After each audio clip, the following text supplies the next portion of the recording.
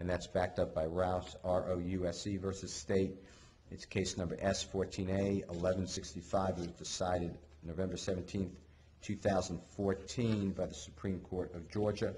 And in the copy that I've given this honorable court and the parties, if you don't mind looking at page 6 of 20. I'm on page 6, yes, sir. And this is right before this is 9 lines up, right before the last paragraph where it starts with "we conclude." 9 lines up, the Court of Appeals, the Supreme Court writes, "The rule in Georgia remains that any violation of OCGA section 17-8-57 is subject to the super plain error standard of review, and no amount of additional instruction can cure the presumed inherent prejudice caused by a violation of the statute. While a court's other statements or instructions can affect the context and therefore the meaning of a court statement, when a trial court makes a clear statement regarding whether a critical element of the state's case has been or needs to be established, a later instruction reminding the jurors that they are the ones who ultimately decides whether the state has met its burden of proof cannot cure the presumed prejudice caused by the court's expression of its opinion of the evidence." And, Your Honor, that's what I'm arguing here today before the court.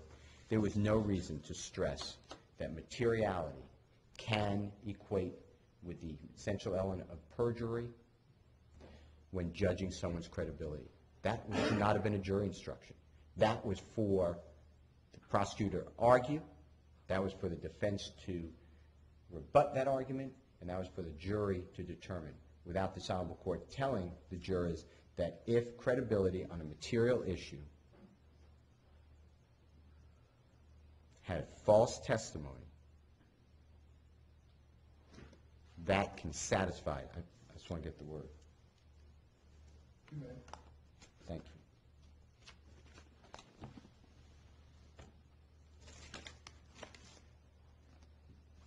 Actually, it's more than satisfied. It was, Your Honor, so matters relevant to the witness's credibility and collaterally material to the issue about which the witness is testifying are material for purposes of perjury. That should not be a jury instruction. That is saying that does satisfy that essential element. Those are our issues. I just want to, for the record and the court to understand what we've done. I've spoken with the Honorable J. Tom Morgan. Mr. Clegg, is he one of the witnesses? He's not, and I've spoken with Mr. Clegg and Mr. Petrie, and I already told Ms. Cross this as well. Ms. Sneiderman knows this too, and I spoke with Mr. Chalmers. The reason I am not calling these lawyers, who are, as the court knows, my feelings for them, they're wonderful lawyers, great lawyers. We are waiving, to the extent of ineffective assistance to counsel, issue number 5. That's why I didn't argue. No. I think it's preserved.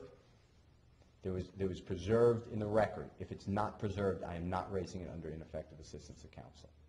I raised it here because if it's already preserved, I wouldn't, waste the court's time to go over all the issues again. So I raised it in my amended motion for new trial as an ineffective assistance to counsel claim. I am waiving the ineffective assistance to counsel. That's why I'm not calling those witnesses. That's what you're waiving. For ineffective assistance to counsel, but I don't want to mislead the court. It's already preserved.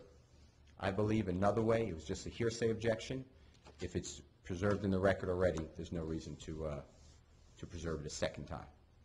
Okay? But let me just make it clear, you have the opportunity to call whoever you want to call. No, of course. I've made that decision after speaking with the lawyers, and and just for the record, they said that it was strategic not to object. Well, at the you're testifying now? No. I'll just keep it right there. Okay. That's what we're doing right now, Mr. Steele. I'm with you. All right. Anyway, Your Honor, that I will answer any of your questions. I want to thank you, as you always are, allowing me to come to your court. I do have outstanding, I know it's going to go in for the record, but I'd like you to consider it when you're ruling on the amended motion trial, Defendant's Exhibit Number 2, which is the brief for the prosecution from DeKalb County in the state of Georgia versus, that's wrong, and Mr. Newman versus the state of Georgia in the Supreme Court. All right. Thank you, sir. Thank you, and I'm leaving it on the table. You may, and I appreciate it. Counselor, do you want to proceed or you need a brief break? You can take a break, Your Honor. Well, it's something, no, I don't need it, I was asking you. I expect, He did his presentation 45 minutes or 48 minutes, so I just, out of courtesy, I try to give people natural breaks. I appreciate that. I don't need a break, but I'm happy to take one at the pleasure of the court. I expect my argument to be approximately 20 to 25 minutes. All right, let's do this, because I want you, like I gave you, as much time as you want. I'm not limiting him, and anyone can call any witness they need to call. Yes, sir. All right, Deputy Gill, let's take 10 minutes. All rise. Take your seat.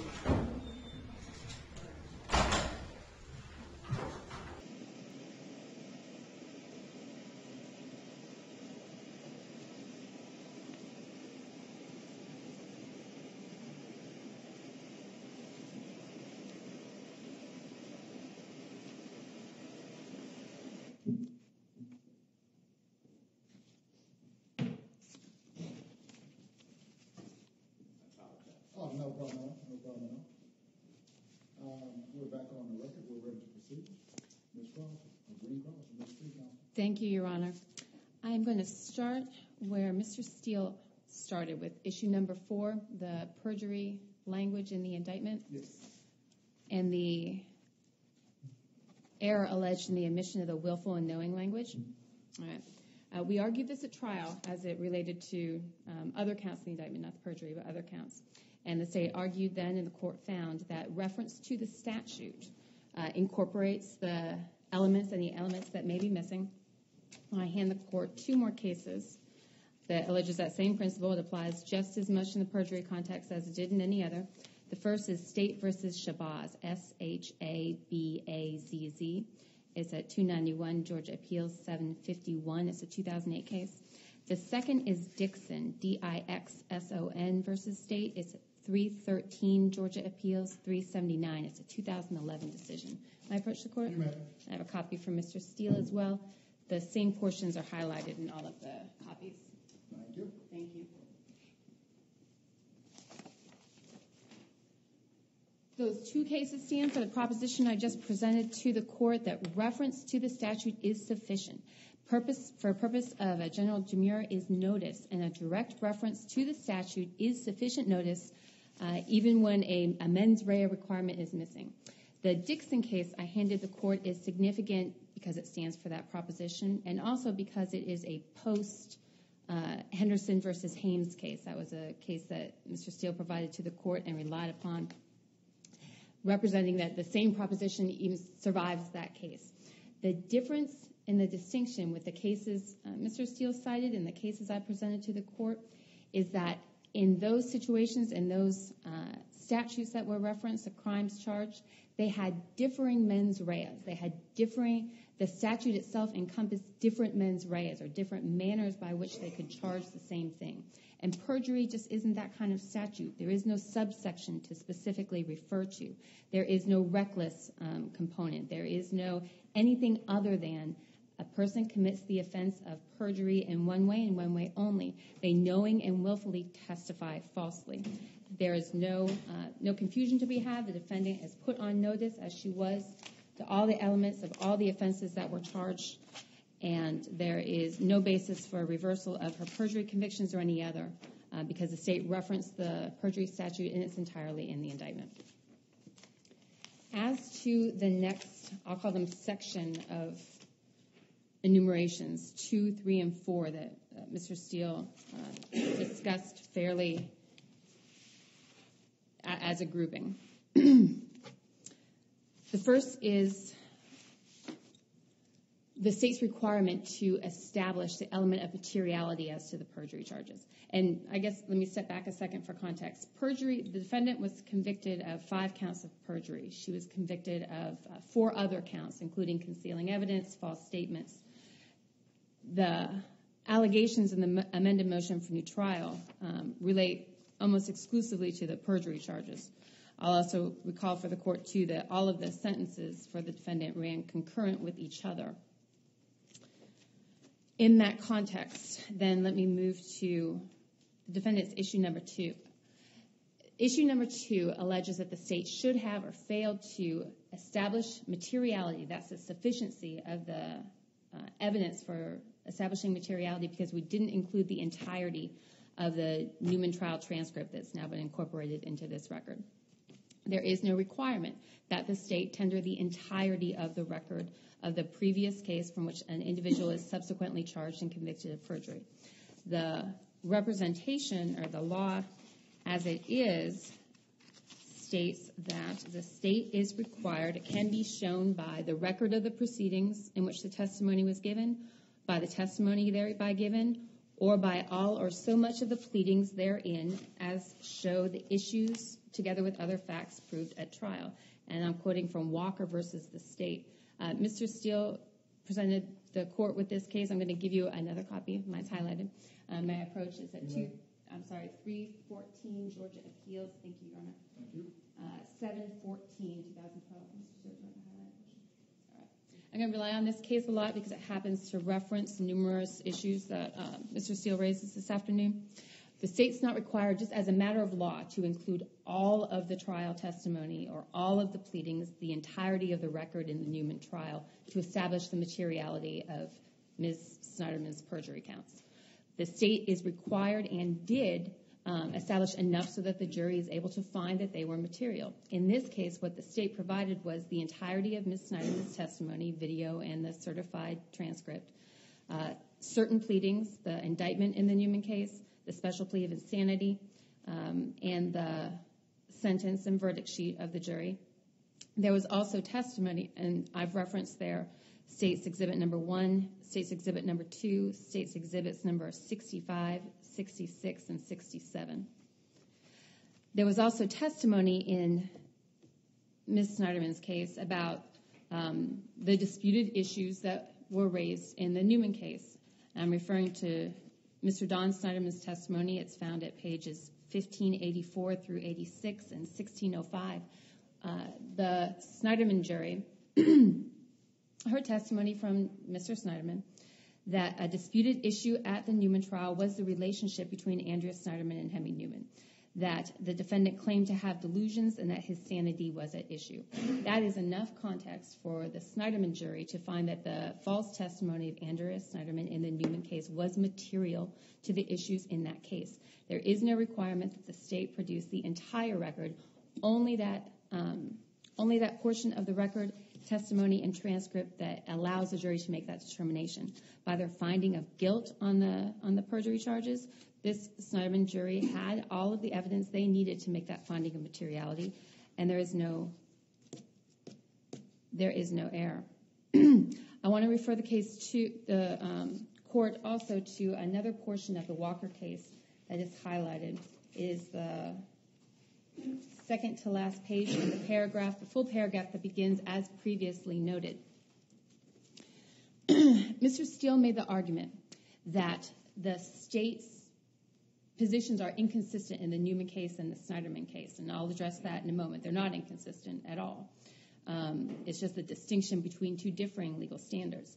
But Mr. Steele also attempted to make the argument that because there was so much other evidence of the affair, of the motive for Mr. Newman to kill Rusty Sneiderman, because the false testimony was discredited, because it was impeached, because it was agreed by both parties in the Newman case that it was false and presented to the jury, that means it wasn't material. They couldn't have believed it. The jury couldn't have believed it because all the other evidence established that it wasn't true. Just because she was effectively impeached doesn't make the false statements any less material. And I'm pointing to the language that's highlighted in the Walker case. The actual effect of the false statement on the jurors in the former judicial proceeding has no bearing on its materiality. It doesn't matter if they believed it or didn't believe it.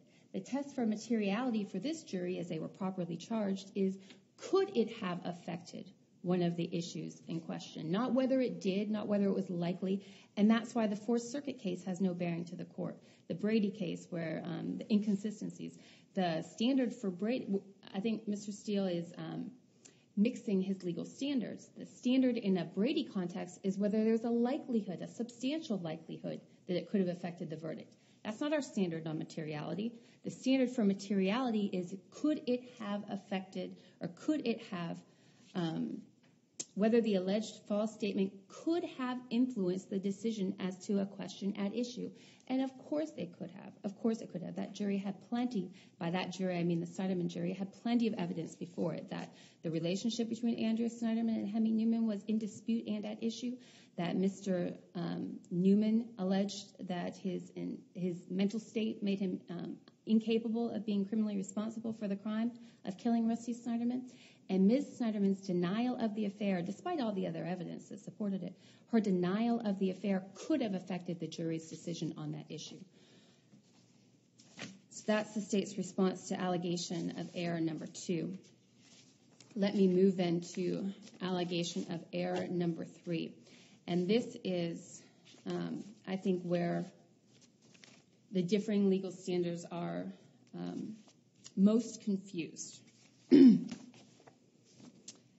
The state's position in the Newman case, let me back up 1 second. The court presided over the motion for new trial in Mr. Newman's case not all that long ago. And an issue that was raised in that case, and what the defense, Ms. Sneiderman, now raises as an inconsistent position of the state in this case, was whether under the statute, it's OCGA 1714 is the statute that provides a basis for reversing a conviction if 2 standards are met. First, that a witness in the trial is subsequently convicted of perjury, and that's what the situation we have here. There is, however, a second criteria that must be met under the statute. That's a very strong criteria. It's a very high standard. It is whether the testimony was essential to the conviction. And that's the difference we have here. We have material for purposes of the perjury statute, 161070, versus essential to the conviction that is necessary for a new trial for Mr. Newman under 1714. The language is just a different legal standard. It's a much different burden that must be met. So the state's position in Newman is the same as the state's position in Ms. Sneiderman's case. Ms. Sneiderman's lies and false testimony in the Newman case was material to the Newman case. It was not essential to the jury's verdict in the Newman case, and that's the distinction that I think has gotten blurred. Materiality is defined as to whether the alleged false statement could have influenced the decision. The very high standard in 1717 is the court would have to determine that it was essential to the conviction, and that they're just not equivalent legal standards. They're just not. So there is no estoppel involved. There's no inconsistency. There's no hypocrisy, and it's not unconscionable. It's perfectly appropriate for the differing legal standards to support both convictions of these individuals who are convicted of committing crimes related to the murder of Rusty Sneiderman.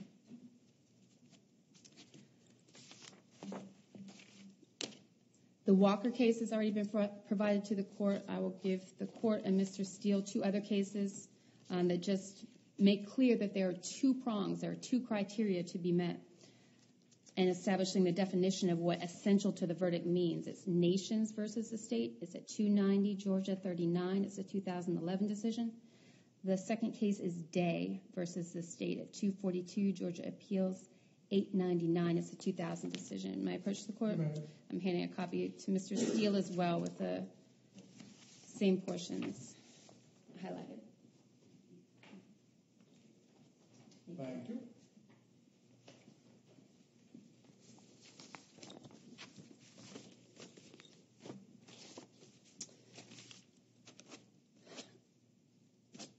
All right. I believe that brings us now to defendant's allegation of error number 1.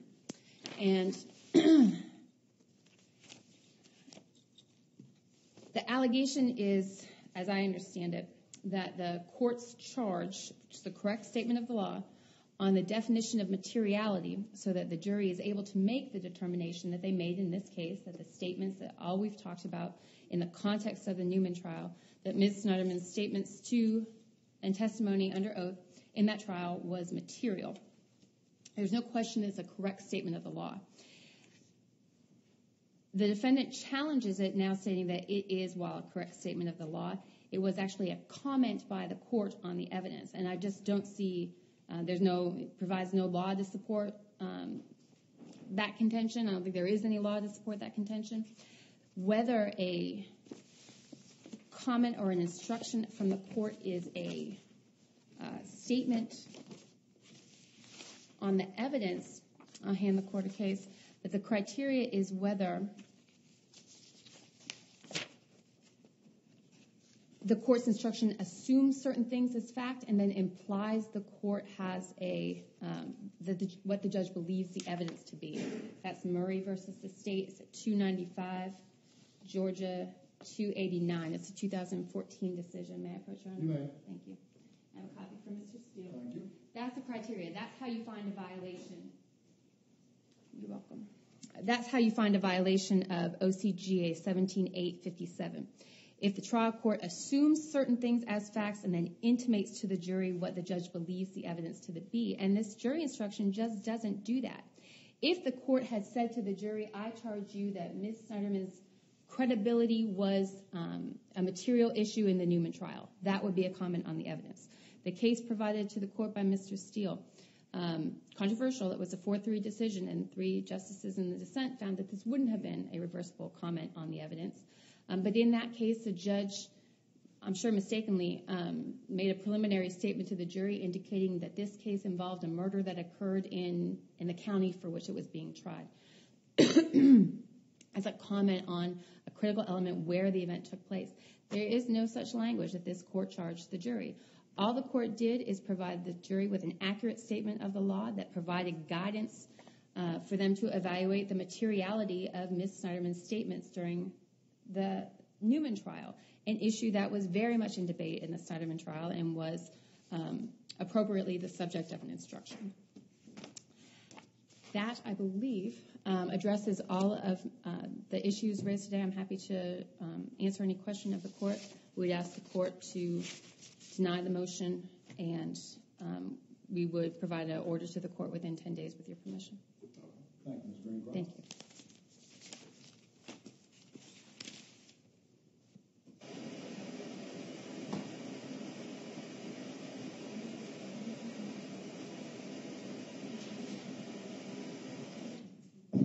Steele, since it's your motion, I give the last word if you want to respond to anything. Yes, sir.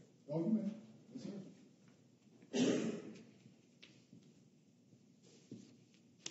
When the court is making its decision, I would like you to consider one thing that was just argued by the Honorable Prosecutor, and it goes to the site of Walker versus State, which both sides has given this Honorable Court. Yes, I have it. And it's in Division 5, and the prosecutor highlighted a portion in the copy they gave the court, and they said it's 2 pages from the back, and highlighted it's in Division 5 under the Walker versus State, which again, Your Honor, is 314 Georgia Appeal 714 2012 case. The prosecutor read to this Honorable Court as previously, from the Court of Appeals, as previously noted, the test of materiality in a perjury case is whether the alleged false statement could have influenced the decision as to the question at issue in the judicial proceeding in which the perjury is alleged to have been committed. As such, the actual effect of the false statement on jurors in the former judicial proceeding has no bearing on its materiality. The problem with that argument is when the court reads the case in Division 5, they're not using it, they being the Court of Appeals, for the proposition you were just told. That's really a Brady claim. And what happened in Division 5 is Mr. Walker states that after his conviction, he learns that the prosecutor, after his conviction for perjury, the prosecutor had spoken with a juror on the red light case where the perjury supposedly occurred. And that juror told the prosecutor the credibility of Mr. Walker was not material to our deliberations. So Mr. Walker, learning that later after he's convicted of perjury, told the Court of Appeals, I wanted to call that juror. It was a Brady violation. It was hidden from me. That's when the Court of Appeals writes what was read to you by Ms. Green. And the Court of Appeals is specifically talking about you can't call a juror in the red light case or in Mr. Newman's case to talk about what's material. That's up to the new jury in the perjury case. You can't invade the province of the jury with the old jury. That's what that is saying. Therefore, the materiality has to be wrestled with not by a juror who heard about it in the Newman case. They can't come in. They're not competent witnesses to say what was material or not. That's why we have to put in all of the evidence in the Newman case to show this jury, the perjury jury, what happened earlier to make it material or not. So I wanted to put that in context for the court. Thank you. No, thank you. Lawyers, anything else for the record for the purpose of this case? Only that the state maintains its objection to defense exhibit number 2, the brief. I don't oppose it being part of the record as a proffer by the defense, but I do object to it coming into evidence. What I'm going to do, I'm going to go ahead and rule on it. I will sustain the objection, so it will not be considered by this court, but it will be part of the record that it was tendered. And I will direct my court reporter, Kelly, to take that into her possession and maintain that as part of the record. And I'm just going to remove the posted sign. If you could.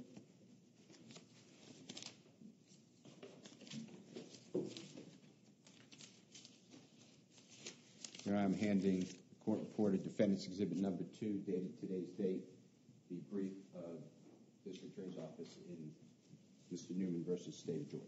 So now, lawyers, I'm going to, and I do want to thank the lawyers for their patience.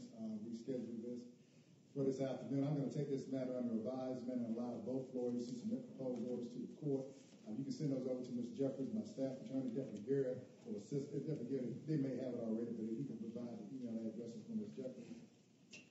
And you can send it directly to Ms. Jeffries, and I believe she prefers it in a Word format. And if you could have that submitted for the next 10 days.